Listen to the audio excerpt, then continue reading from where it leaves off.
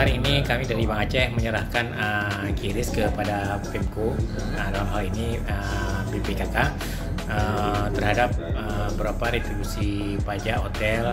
Ada 5 item yang kami harapkan untuk mempercepat pendapatan bagi Pemko.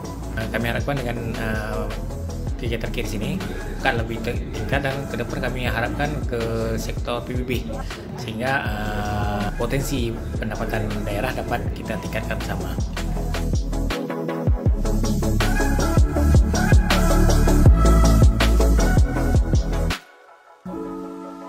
Tujuan utamanya pasti untuk optimalisasi pendapatan asli daerah kita, karena memang digitalisasi ini memudahkan si wajib pajak untuk menunaikan kewajibannya. Jadi tidak perlu lagi menunggu ditagih oleh petugas, tapi langsung bisa menyetorkan atau langsung ke pelayanan kita untuk menyetorkan pajaknya, pajak atau retribusi daerahnya.